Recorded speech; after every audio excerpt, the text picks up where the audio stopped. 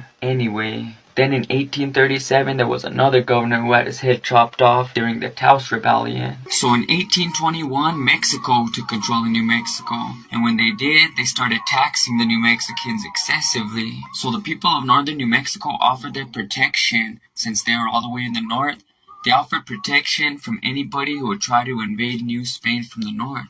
And in exchange for this protection, Spain exempted them from paying taxes, so they never had to pay taxes. So when the Mexican government took control in 1821 and was making them pay all these taxes, pushing all these taxes, people were getting mad. Now the first governor of New Mexico under the Mexican rule was Albino Perez. So he was the one enforcing Mexican taxes. So the people didn't like him. The people of New Mexico already disliked him. They hated him. And the people of Taos Pueblo, who hadn't paid taxes in all these years, hated him the most. So the deal that they had with Spain was only going to last until 1837.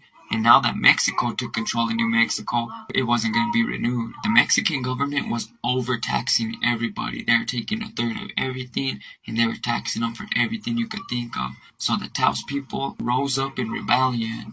So Governor Albino Perez gathered 200 men and rode north to stop the rebellion. And remember, I told you most of New Mexico didn't like Governor Albino Perez. So he ran into the opposition about 20 miles north of Santa Fe in San Ildefonso Pueblo. And when he ran into them, most of the 200 men he had went to the other side. So him and his remaining men fled south. But some Native Americans from Santo Domingo Pueblo caught him right on the outskirts of Santa Fe, and they chopped his head off. It's said that they played sports with it by kicking it around like a soccer ball. They also killed about 20 more government officials. Then they proclaimed one of their own, Jose Gonzalez of Taos, the governor of New Mexico. Of course, this was considered treason, and in 1838, a former governor named Manuel Armijo retook control and put down the rebellion. Then he arrested and executed this Jose Gonzalez of Taos Pueblo by chopping off his head and displaying it in Santa Fe